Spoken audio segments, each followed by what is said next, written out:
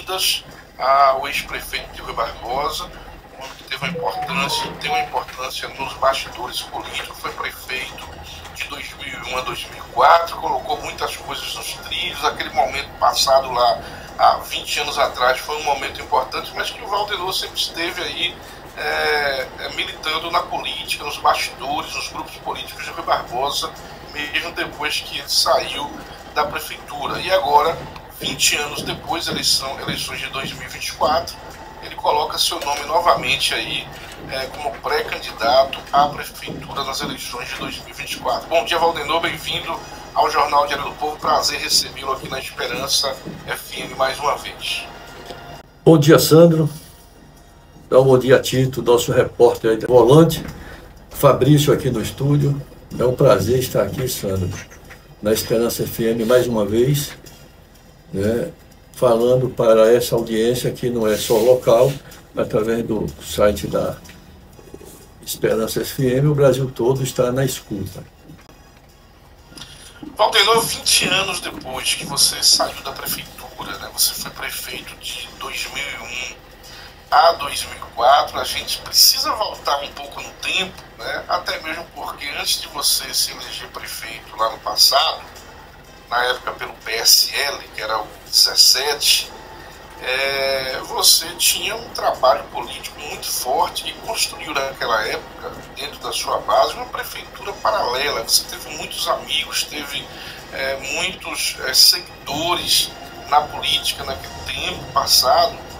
Mas as pessoas pensam às vezes que o Valdenor Brandão parou o trabalho político, e a gente sabe que não é assim. Então, 20 anos depois, você coloca mais uma vez o seu nome para avaliação. Por que, Valdenor? O que é que você pensa? Qual é o seu diagnóstico político de Rui Barbosa hoje? Olha, Sandro, a minha campanha em 2000, 99, 2000, nasceu da vontade de alguns amigos, algumas pessoas que me estimularam a me envolver na política, porque até 98 eu era funcionário do Banco do Brasil.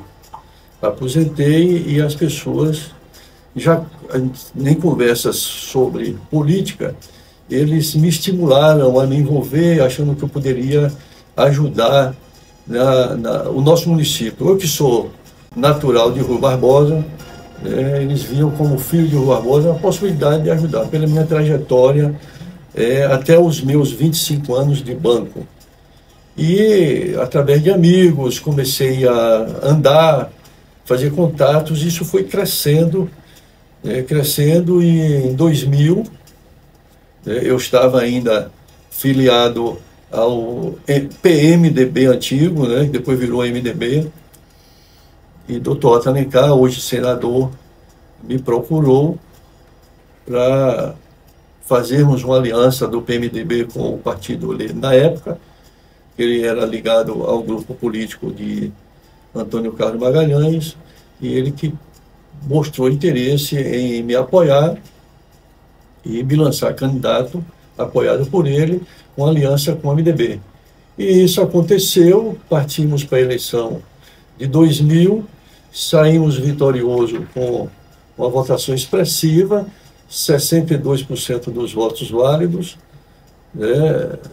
a votação proporcional maior que Rui Barbosa já viu, e cumprimos o nosso mandato de 2001 a 2004. Hoje, a situação, como eu venho sempre militando na política, de 2 em 2 anos a gente está ativo, participando, apoiando, votando, conversando, direcionando votos, e as pessoas têm me procurado muito. Então, talvez sejam pessoas que tenham a mesma crença de eu renovar aquele trabalho de 2001 a 2004, pelo que fizemos. Você que foi membro da nossa equipe sabe o trabalho que nós tivemos, tudo que nós realizamos. Nós fazíamos um governo a 4 mãos, todos nós não tínhamos cargos diretamente, a gente se doava em todas as funções para botar a máquina para funcionar.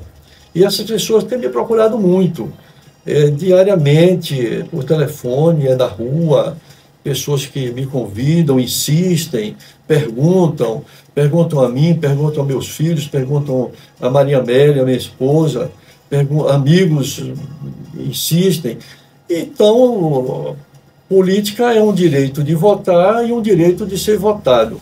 Como essas pessoas têm mostrado essa boa vontade, esse interesse, essa crença, nós estamos atendendo a esse apelo. Não sabemos quantificar ainda um percentual para uma disputa, nós não temos ainda um vínculo político diretamente, porque eu estou hoje filiado ao partido PSD, sobre a liderança do senador Otto Alencar, que é a maior liderança política do município. Trabalhamos juntos de 2001 a 2004, ele que direciona, ele que comanda, junto com, hoje, com o irmão Eduardo Alencar, com o filho Otto Filho, com o prefeito Cláudio Serrada. Mas a liderança maior parte do senador Otto Alencar. Então, continue. A coisa vai afunilando. Eu não sei qual será, quais são todos os nomes hoje que estão se colocando à disposição, talvez na mesma situação com que estou, sendo acreditado por outras pessoas, né, que confiam também nesses nomes que estão surgindo, e outros nomes também vão surgir. Mas lá na frente a coisa vai afunilar, provavelmente serão 2 ou 3 candidatos, que ainda, com certeza, não há definição. Vai depender muito de ajustes, de pesquisas, de direcionamentos, mas do lado do senador, sempre sob a liderança do senador Otto Alencar, filho de Rui Barbosa, que tanto tem feito aqui por essa terra. Enfim, tudo isso talvez hoje seja crucial para se buscar viver o novo momento frente à política de Rui Barbosa, né?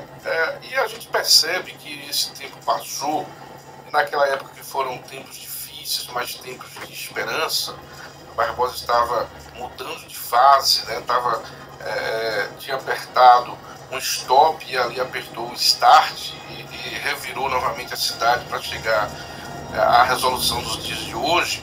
A gente percebe que naquela época teve muita resistência em algumas pautas importantes de ajustamento e de equilíbrio das contas públicas. Você passou por dificuldades na gestão referente aos precatórios, enfim, mas aconteceu uma coisa muito importante no passado, que foi a questão do plano de carga de salário do servidor público e dos professores, sobretudo.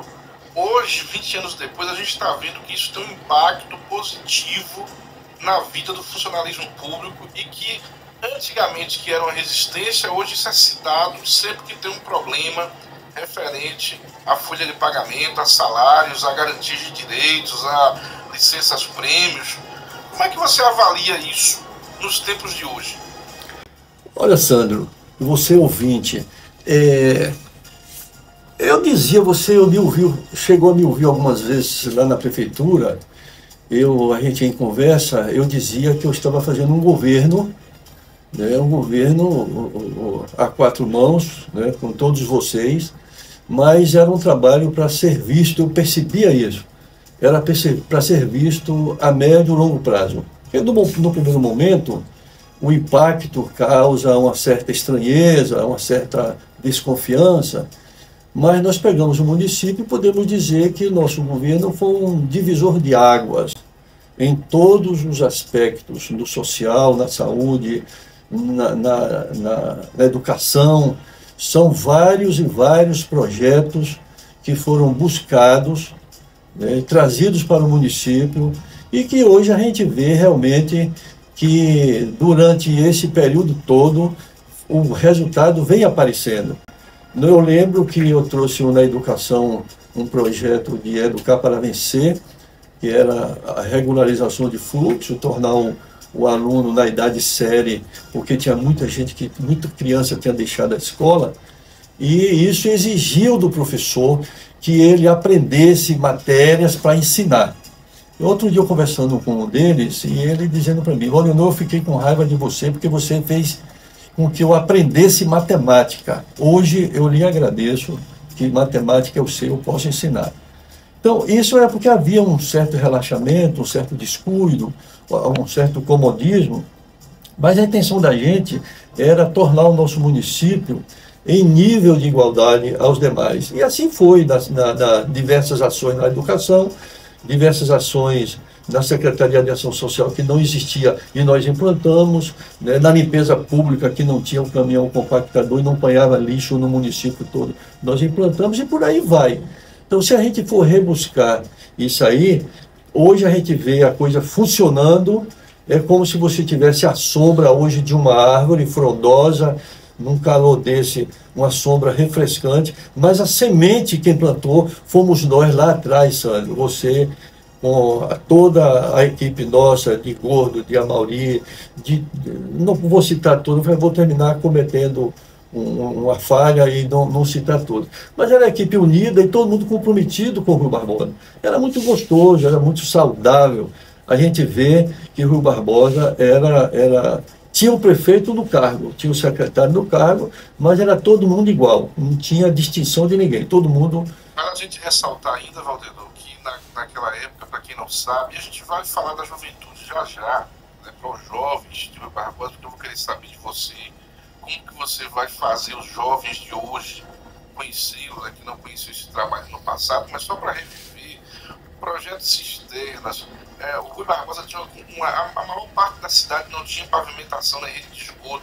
Foi recomeçado esse trabalho naquela época. Hoje o Rui Barbosa tem uma outra realidade de pavimentação e de qualidade de vida, né? Teve o projeto de mata-burros, que foi importante naquela época nas estradas vicinais, né? Enfim, recuperação de cultura, recuperação da micareta do município, né? Então aconteceram várias coisas simultaneamente naquele momento, né? Como você disse agora há pouco, a implantação da assistência social que não existia em Rui Barbosa, o aparelhamento da máquina que estava bastante sucateada. Então tudo isso serve de experiência que talvez hoje seja um fator motivador para muita gente estar também motivando a colocar seu nome, como você disse aí. É bom a gente lembrar essa cronologia para que as pessoas refresquem a memória que o Rui Barbosa chegou hoje onde está chegando em termos de equilíbrio, né, de avanços estruturantes, mas tudo teve um início, né, um reinício, e foi lá no ano de 2021. Olha, para botar... de 2001. 2001, né? Você citou há pouco aí o plano de carreira do funcionário da prefeitura, ele era estatutário e ele queria direitos da CLT. E teria que ter um meio termo aí, ou optava pelo CLT ou pelo estatuto. E naquela época o funcionário optou pelo estatuto, nós fizemos os ajustes, encaminhamos para a Câmara de Vereadores, que foi aprovado e só trouxe ganho quando nós criamos os cargos e fixamos valores para aquelas funções, que teve gente que teve aumento de salário naquela época de 100%, 200%, porque eles exerciam umas funções e não ganhavam por aquela função. E nós fizemos todas as reclassificações. Na questão da educação, nós criamos o plano de carreira da educação, né? Facilitamos, criamos os avanços e os professores foram buscar especializações para incorporar aquelas formações novas no seu currículo, buscando melhoria no seu salário, e muitas vezes o professor entende ou pensa que ele foi beneficiado com o reajuste do salário, mas ganharam todos. No momento que o professor teve a oportunidade, que buscou mais conhecimento, na sala de aula ele teve facilidade de ensinar mais e melhor. Nós temos um exemplo do professor da zona rural, que era o professor da escola multisseriada, que muitas vezes era colocado ali professoras que não tinham nem a 4ª série, e que quando mudou a legislação da educação, que só poderia assumir função quem tivesse magistério e já estava caminhando para a pedagogia, nós buscamos o curso de pró-formação, e essas professoras, se não tivessem feito isso, ia ser merendeira, zeladora, porque não podia ficar em sala de aula. Eles concluíram o magistério, buscaram a pedagogia. Outro dia encontrou uma professora, me deu um abraço e dizendo: senhor Valdenor, graças ao senhor, eu já fiz pós-graduação, agora eu vou fazer mestrado. E era uma professora lá da zona rural, de uma escolinha de fazenda, de uma escola multisseriada, e que não tinha oportunidade. Né? Isso é muito gratificante para o aluno, é muito importante para o aluno. E você plantou isso aí. Eu tenho conhecimento de professor que era da zona rural, né? Não tinha o segundo grau completo. A mãe outro dia me encontrou, nós ficamos conversando, e o filho dela, que era um professor de que não tinha o fundamental, hoje é diretor de escola. Então nós oportunizamos para essas pessoas buscar melhorias na sua vida e trazer conhecimento para a comunidade da educação do município de Rui Barbosa. E isso, o tempo passou e a gente tem resultados aí realmente espetaculares, inclusive no equilíbrio da economia do município. O tempo foi passando. Novamente a gente volta com o Valdenor já, porque eu quero saber de Valdenor o seguinte: como é, porque o tempo passou, né? O eleitorado daquela época tinha um perfil de idade. Hoje nós temos, por exemplo, a minha filha Mel, que completou 15 anos, ano que vem ela vota pela primeira vez com 16 anos. Esse público não conheceu o trabalho político, o trabalho de gestão de Valdenor Brandão. Eu queria que Valdenor respondesse para a gente, então, como é, Valdenor, que você vai fazer, qual é a sua estratégia para que esse grupo, né, de pessoas mais jovens, né, adolescentes e jovens aí até entre 16 e 25, 28 anos, que não conheceu o seu trabalho, não acompanhou, como é que você vai fazer para chegar nesse público? Olha, Sandro, eu quando fui candidato em 2000, eu era pouco conhecido, porque eu trabalhava no Banco do Brasil e minha vida era ali dentro, né? Eu saía muito pouco. Eu era conhecido na cidade e conhecido pelo cliente do banco, que buscava os serviços que o banco oferecia. Então foram 25 anos ali. Mas eu posso fazer um resumo aqui da minha vida, né? Porque a vida da gente, as pessoas que nos conhecem, são, desde a infância ou de mais tempo, esses são os propagadores, os divulgadores, né? Os que passam a informação. Então eu sou natural de Rui Barbosa, eu sou filho daqui da cidade, de Rui Barbosa, do município, nasci ali na rua Juviniano de Castro, que é uma rua que foi dado, homenageado o precursor, o início da cidade de Rui Barbosa, por isso que o pessoal às vezes trata de Orobó de seu jovem. Então eu nasci ali na Juviniano de Castro, com cerca de 10 anos, 11 anos. Meu pai construiu um posto de combustível ali, abaixo do correio, ali naquela, onde tinha a casa de peças, e minha infância e adolescência foi ali. Ele construiu uma casa na Marechal Deodoro, no Folga, onde hoje a casa foi demolida para a construção da Igreja Testemunha de Jeová, e ali eu vivi daquela casa para o posto, e cresci ali. Trabalhando no posto, era uma diversão, porque ali eu era frentista de posto, ali eu lubrificava carro, ali eu trocava óleo, ali eu levava pintura, ali eu consertava pneu como borracheiro. Então até os 15, 16 anos, a minha vida foi essa.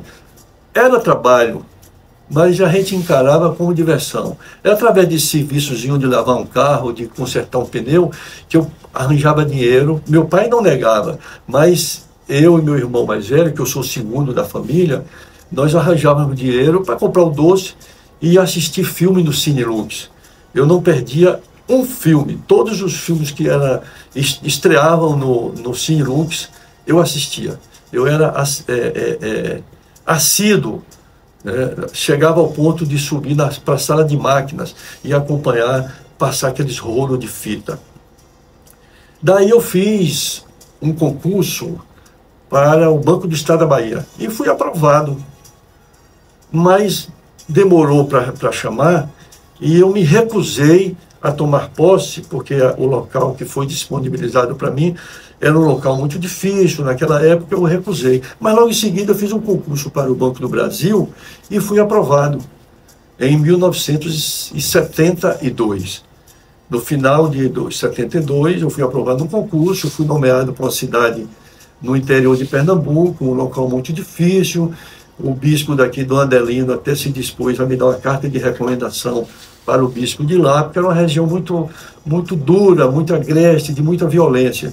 Mas, felizmente, não sei o motivo, até hoje nunca descobri, a minha localização mudou e eu tomei posse aqui em Rui Barbosa. E por amor à terra, não querer sair daqui, porque a minha família é daqui, a família da esposa, da minha esposa, também daqui. Nós estávamos iniciando para constituir uma família e teríamos filhos. Para a gente era importante que os nossos filhos fossem criados junto com a nossa família. E daqui não saí.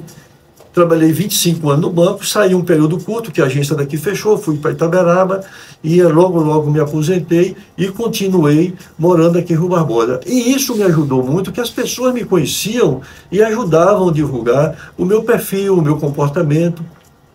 Então, essa juventude, com certeza, vai ter também essa referência dentro de casa, porque eu tenho encontrado jovens que até que se surpreendem quando me conhecem fisicamente e diz assim para mim: lá em casa ainda tem um retrato do senhor. Lá em casa tem um retrato atrás da porta que minha avó não abre mão.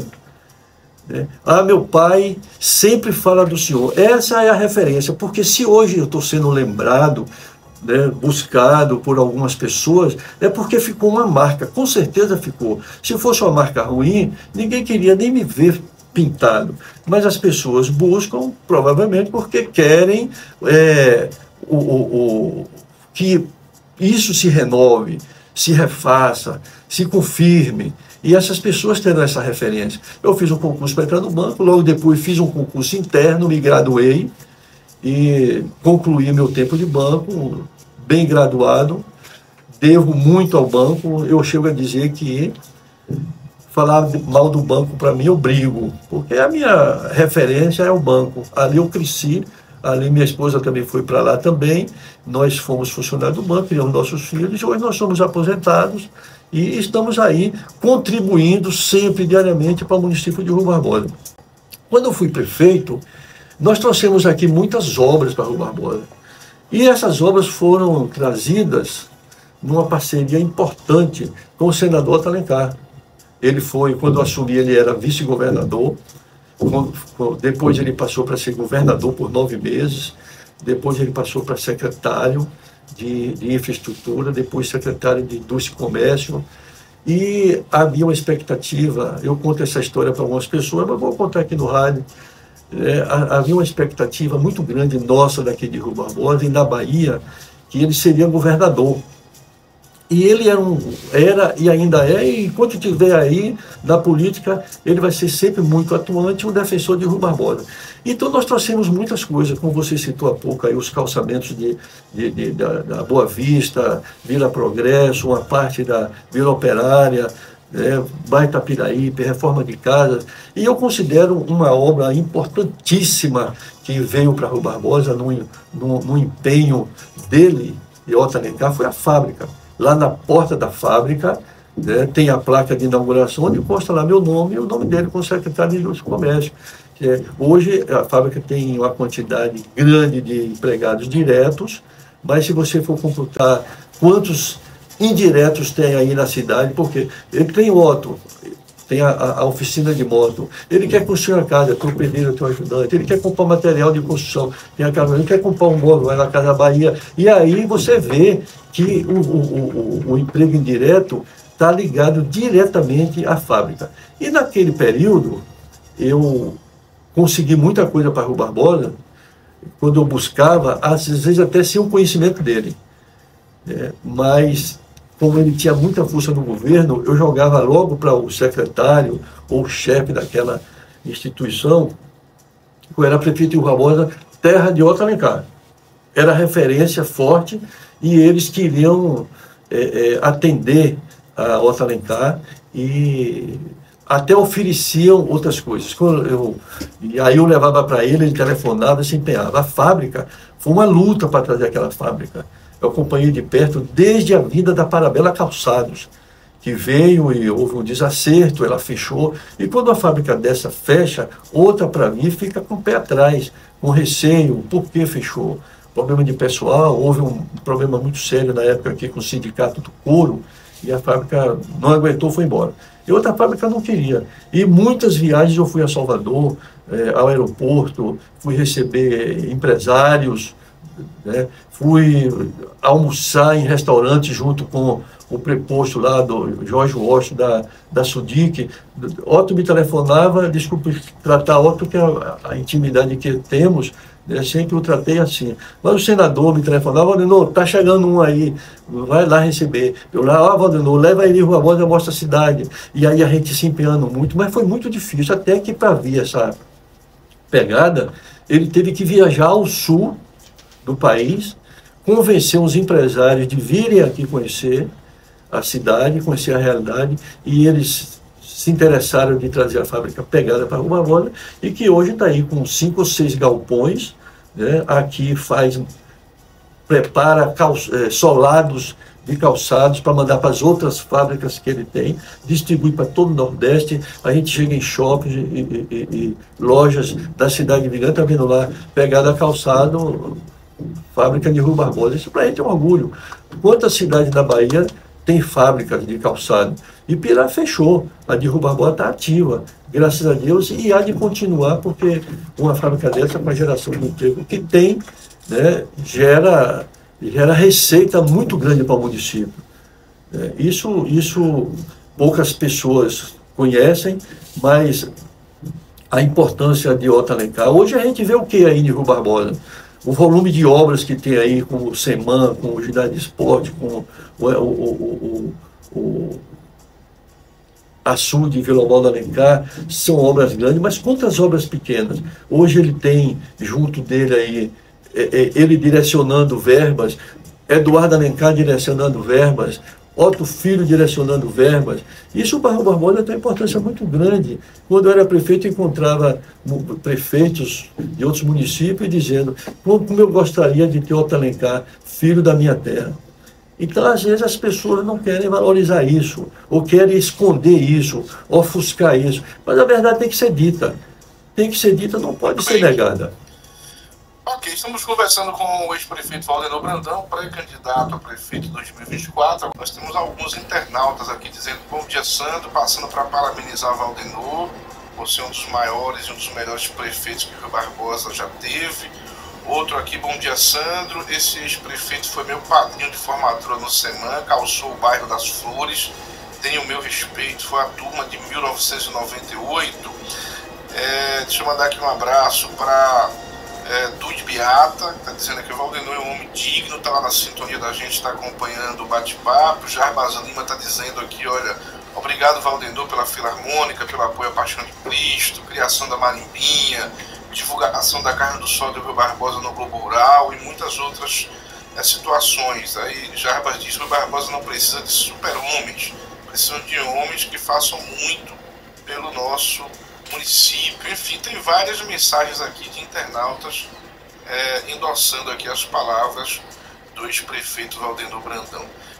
Valdenor, a pergunta que eu quero te fazer é o seguinte: você foi o homem que criou, revitalizou a Filarmônica 2 de Julho. Revitalizou a Filarmônica 2 de Julho. O que a Filarmônica trouxe de contribuição para o município? A outra a Biblioteca Cora Bastos, você fez um decreto dizendo que ali era de uso exclusivo da Filarmônica. Veio um gestor aí, Valdenor, e picou o pé na porta e tirou tudo de lá e disse que não tem nada de Filarmônica aqui, certo? E outra coisa, para fechar as 3 perguntas: você pode ser considerado os homens dos programas sociais, era pujante de tua época, não é? Daquela época que eu participava também. Então, eu quero que você me responda essas 3 perguntas. E cadê os programas sociais de hoje, Valdenor? Olha, Tito, muito obrigado pela sua participação e essas perguntas que você fez. Eu digo sempre que durante a minha gestão nós tínhamos mais de 2.000 crianças amparadas por projetos sociais. com recursos próprios, programas municipais, e que as pessoas, algumas não têm conhecimento, e quando o governo estadual, federal ainda não tinha escola em 2 turnos, no nosso governo já tinha escola em 2 turnos com alimentação para os alunos que faziam o contraturno. Almoço, lanche e a janta. Então, isso tinha uma importância muito grande, porque Filarmônica, eu encontrei a Filarmônica desativada há mais de 20 anos. Eu brinco que criar a Filarmônica não foi para mim. Eu não toco instrumento nenhum. Eu brinco até que o instrumento que eu toco é o bico, porque eu gosto de assoviar. Outro eu não sei fazer. E eu senti a necessidade da Filarmônica ser reativada. Busquei uma parceria com a Casa das Filarmônicas em Salvador. Fizemos uma parceria com o Dr. Tolentino. Falei com ele que era da terra de Otto Alencar. As portas se abriam quando eu falava o nome de Otto. E fizemos a parceria, conseguimos os instrumentos. Mas eu cresci vendo aquele prédio na Santa Teresa ali, em frente hoje onde era o consultório do Dr. Geraldo, que hoje funciona a Biblioteca Cora Bastos. Aquilo era o prédio da Filarmônica, até hoje tem uma lira desenhada na frente, na pratibanda dela. Quando eu fui buscar aquele prédio, ele tinha sido perdido numa ação judicial para alguém que explorava, usava e ficou como dono. Eu tive que recomprar esse prédio, porque era da Filarmônica, projeto aprovado na Câmara de Vereadores, destinado à sede da Filarmônica. E na Filarmônica não era só tocando, não, era ensinando música. Hoje tem muitos jovens aí em Rua Barbosa que escrevem e leem partitura, e ganhando dinheiro da música aprendida na Filarmônica. Outro projeto social importante foi a Marimbinha. A Marimbinha eu consegui uma parceria com o grupo, a banda Marimbada em Salvador. Eles mandaram para aqui, iam mandar para Rua Barbosa um maestro para ensinar percussão e uma bailarina formada pela Universidade Federal da Bahia para ensinar dança. E eu fiz a opção pelo bairro de Flores, que hoje é o Quilombo de Flores. Eu quero no bairro de Flores. Vai ser implantado lá. As pessoas não pensam que é só bater o tambor. Não, ali era escola em 2 turnos. Fazia o reforço escolar no contraturno e no turno normal ia para a escola. Ali aprendia a tocar o instrumento da percussão. Ali nós comprávamos um material para fazer os tambores e eles construíam os tambores. Então ensinava, profissionalizava. Hoje tem gente ganhando dinheiro, vivendo da percussão do bairro de Flores. Ali ensinou a dançar. Era um programa belíssimo. Nós tínhamos o PET, e dentro do PET nós criamos o grupo de percussão do PET. Nós criamos um grupo social também, o Gol com Arte, que botamos nas Flores e botamos no bairro Capiraípe, e nós direcionamos esse grupo de percussão para ensinar a cultura da Bahia. Era para ensinar o maculelê, o samba de roda, a capoeira, né? E tinha o contraturno, tinha o reforço escolar e alimentação. Então, hoje eu vejo muita gente que passou pela Marimbinha, que passou pela Filarmônica, que passou pelo PET, que passou pelo Grupo com Arte, e teve a oportunidade de aprender, de desenvolver, porque nós tiramos esses jovens da rua, tiramos da área de risco, nós demos a oportunidade a ele de estudar. O que aconteceu com a educação? Nós tínhamos uma quantidade de alunos querendo, pessoas, jovens rumavantes, que queria ter o estudo, mas não tinham o diploma de 2º grau. Quando chegava para pegar o diploma de 2º grau, não tenho. Quando nós trouxemos esse programa, que nós enchemos o SEMAN de alunos, botamos o transporte escolar de 2º grau, que não era obrigação do município, nós, com recursos próprios, nós bancamos esse custo, aquela juventude passou a ter acesso ao diploma e passou a ter direito de buscar um emprego com o diploma de 2º grau. São essas coisas importantes que o resultado só vem depois, porque muitas vezes a pessoa quer a obra de cimento. A obra de cimento perdura, mas um cidadão formado perdura muito mais, porque ele se transforma numa mãe de bem, num pai de bem, que vai criar seus filhos como cidadão de bem. E esses filhos serão cidadãos de bem também. Isso é um efeito dominó. Então você precisa pensar no jovem, na juventude, em formar um cidadão, formar aquele que vai... O mundo continua, o mundo não vai acabar agora. Então, se nós tirarmos o jovem do risco, da área de risco, e dermos uma oportunidade, ele com certeza vai aproveitar, ele vai produzir. Porque se ele não tem o emprego, ele não produz nada. Quando ele tem a formação, ele vai produzir, ele vai trabalhar, ele vai gerar receita. Muito bem.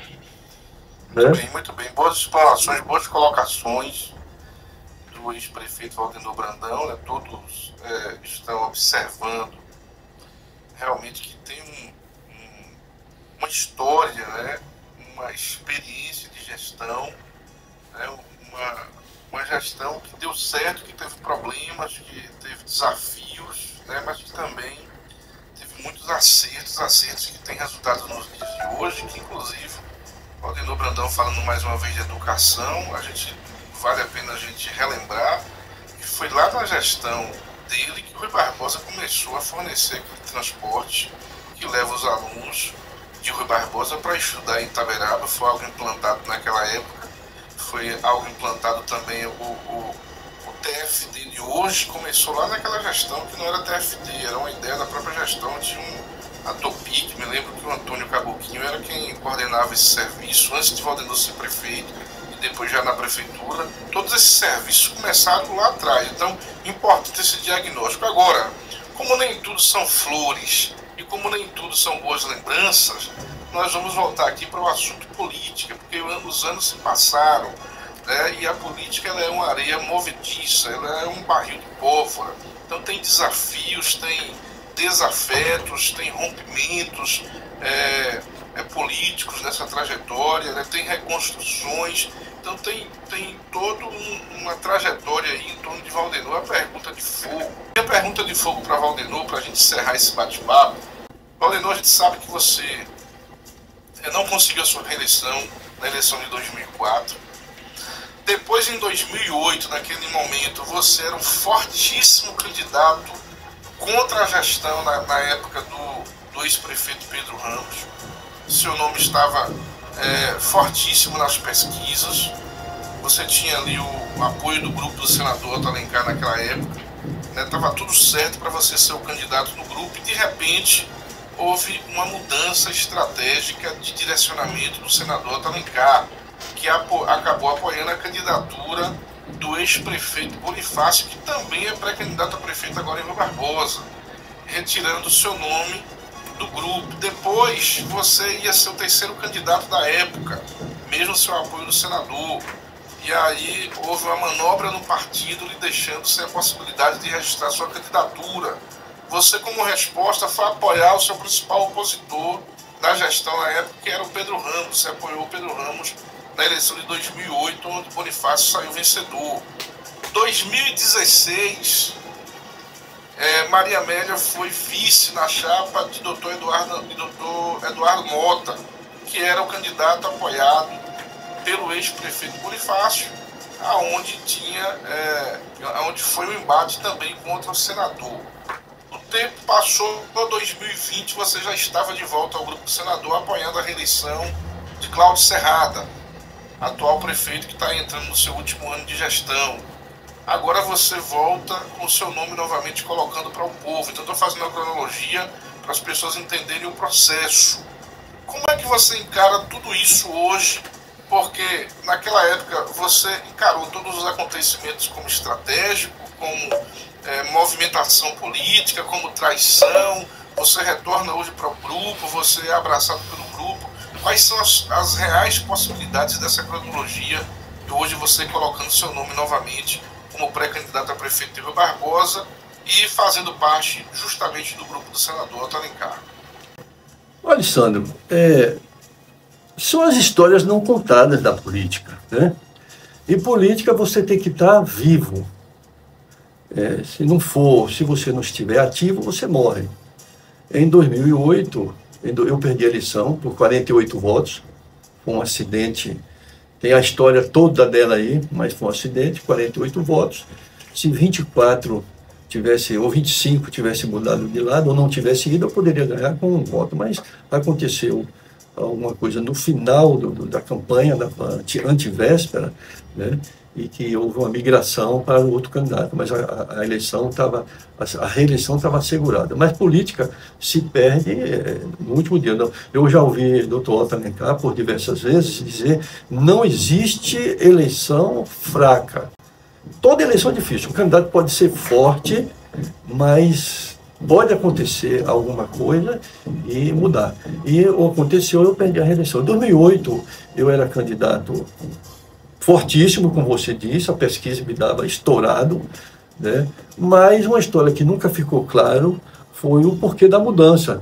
Eu vejo o Dr. Otto, a gente às vezes vê a eleição local, né?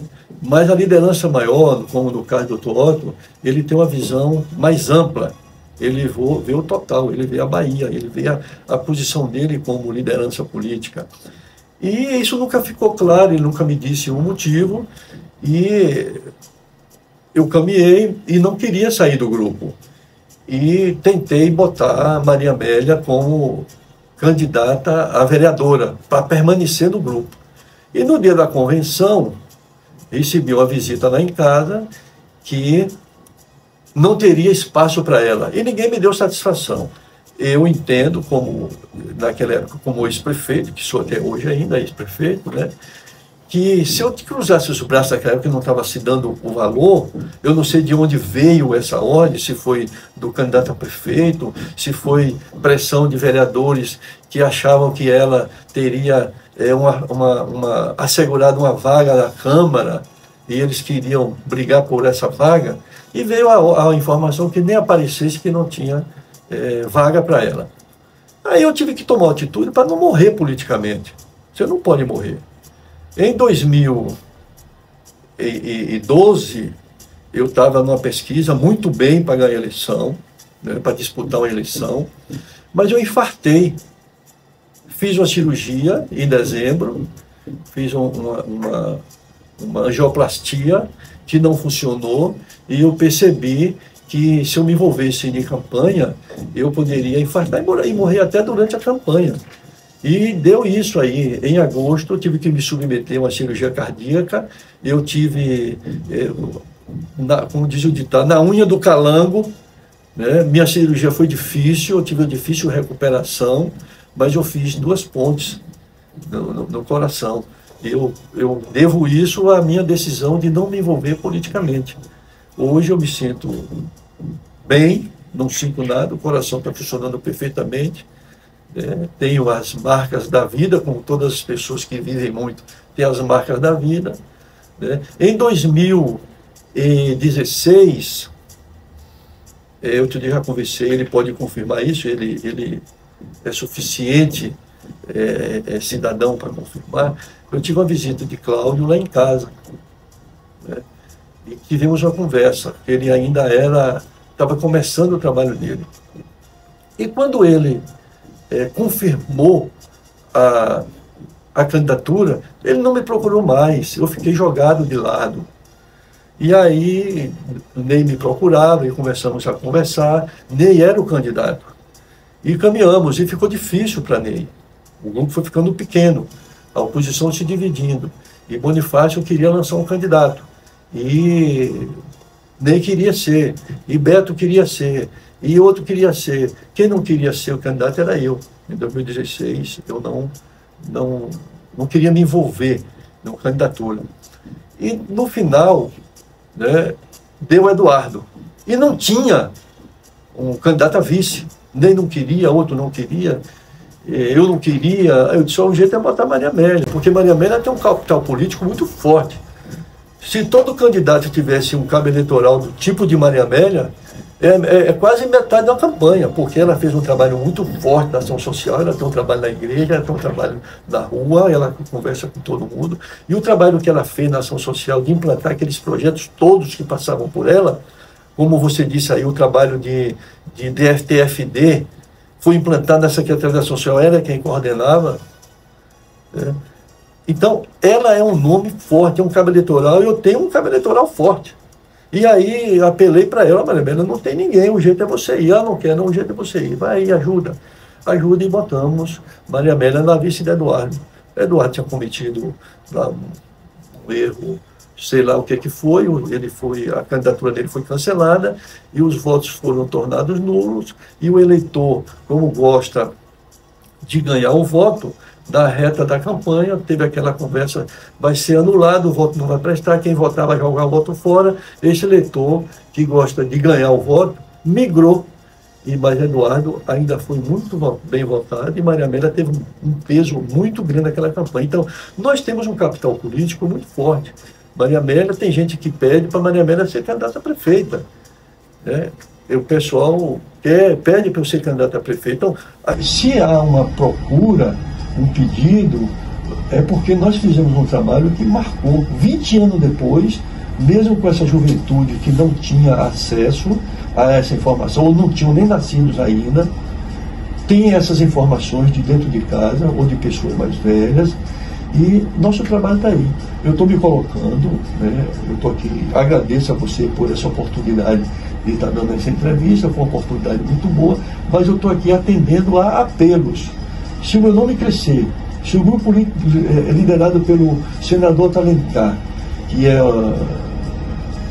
Eduardo Alencar, deputado estadual, Otto Filho, deputado federal, prefeito Cláudio Serrano, 12 ou 13 vereadores na Câmara, aí eu tirei o apoio, numa pesquisa o povo optar, eu posso ser candidato. Se não der para ser candidato, eu estarei junto com o doutor Alencar, porque na campanha de 2020, Cláudio me procurou, que não procurou em 2016, e eu disse a ele que pudesse ficar tranquilo, que eu só votaria com ele. Meu amigo, de muitos anos, tenho um respeito muito grande por ele também tem por mim, não é de política, né, é de muito tempo.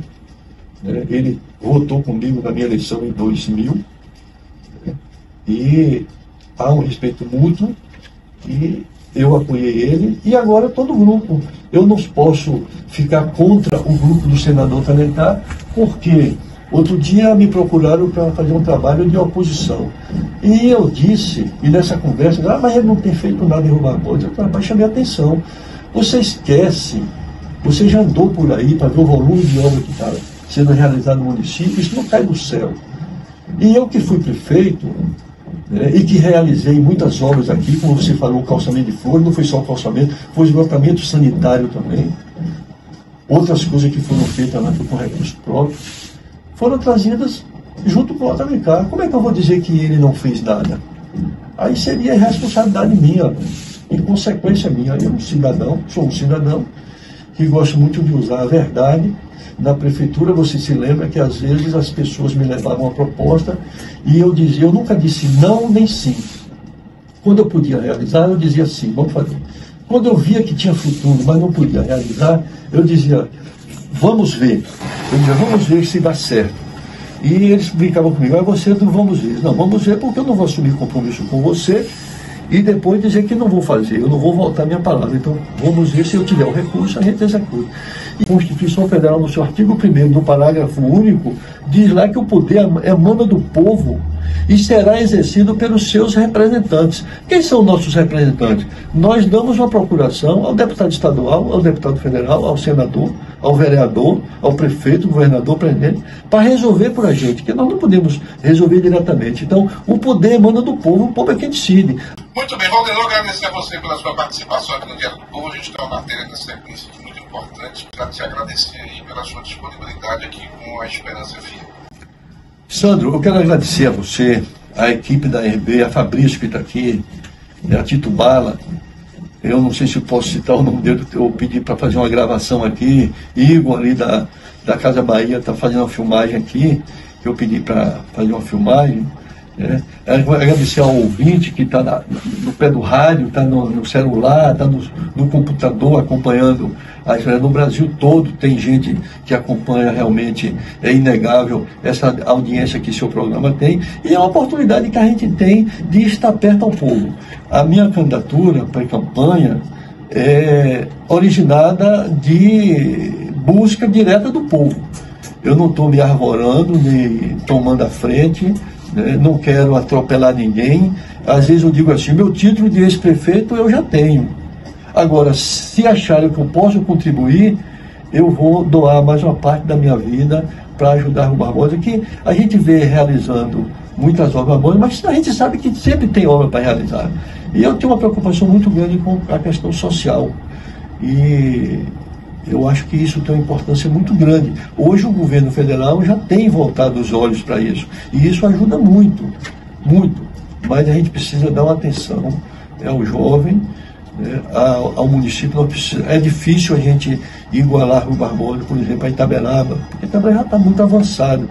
Eu brincava antigamente, até queria uma palavra assim, brincando, que eu gostava de morar numa cidade morável. Essa cidade, essa palavra não existe. Eu citava assim, brincando.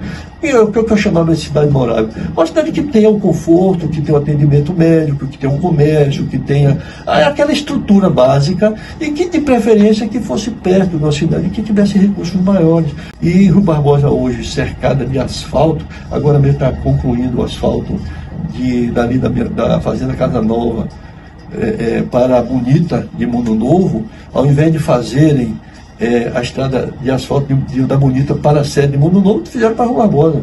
E isso o Rui Barbosa vai ganhar muito, porque a Bonita vai descarregar aqui dentro. Isso é obra de quem? De Eduardo Alencar, deputado estadual. Tem que reconhecer e dar o valor de quem tem. Tem que dar um nome, como diz, tem que dar um nome aos bois. Então eu agradeço muito a você. Foi uma oportunidade de ouro, né, de estar perto do povo da sede, povo da zona rural, povoados e distritos. Amigos na política, eu construí muita amizade, fortaleci outras tantas, me tornei muito conhecido, e isso eu ando na rua com muita liberdade, né? Sou muito cumprimentado, as pessoas me procuram, isso me deixa muito à vontade. Então, Sandro, mais uma vez, muito obrigado por você abrir esse espaço para mim. Falamos aí com o ex-prefeito Valdenor Brandão, um dos pré-candidatos a prefeito para 2024. Boa sorte na caminhada e até a próxima oportunidade. Agora